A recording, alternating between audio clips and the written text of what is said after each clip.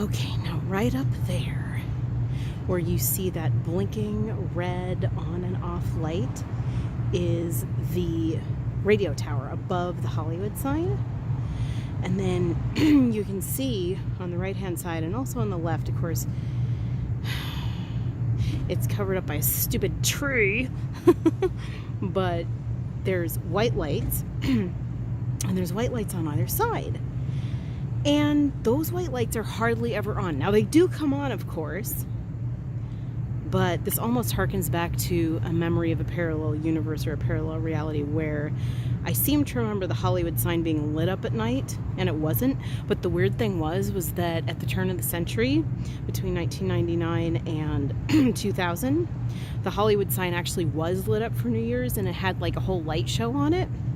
But I still don't understand why the Hollywood sign was never lit up at night, to the best of my knowledge, and why they don't do that. Of course, it would probably take a lot of electricity, but oh well. Who's to say LA has ever refused opulence for its landmarks and tourist attractions? Even though I guess they couldn't technically make any money on the Hollywood sign because no one's allowed up there, really. Although there are some people who live around the Hollywood sign and who live close to it, and that would be a trip and a half. But anyway, it's always weird to me because, like, I always think of an alien abduction or landing around the Hollywood sign. And the other weird thing is that I noticed, because Facebook memories tell you shit, and I know I've mentioned Facebook memories several times, but in my Facebook memories from like a year ago and 2 years ago, I posted pictures of the Hollywood sign with these white lights on around it.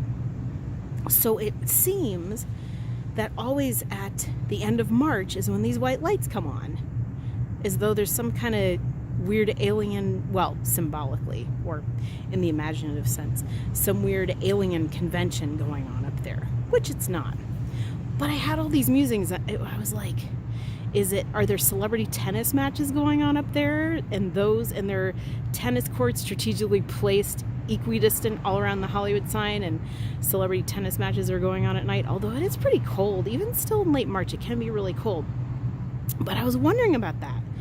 It's like, why at this time of year and only rarely do they put those lights there?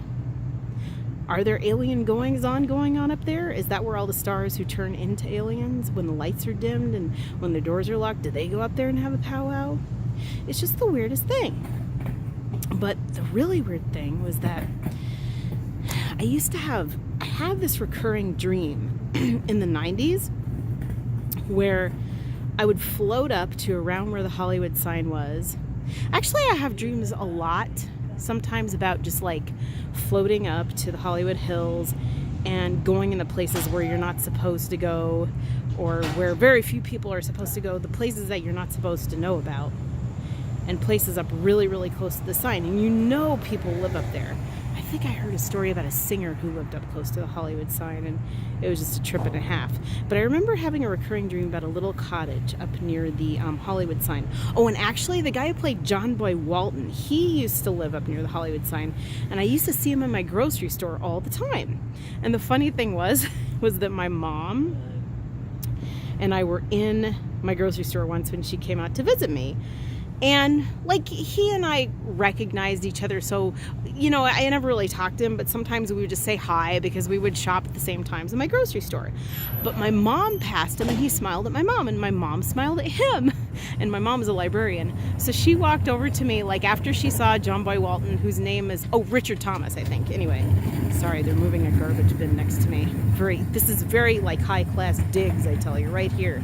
I'm in really, really high class digs. But anyway, so my mom passes Richard Thomas and she goes, "He looks familiar to me. Do I know him from the library?" And it was just so funny because, like, her library is back in Massachusetts. So I was like, "No, Mom, he played John Boy Walton on the Waltons."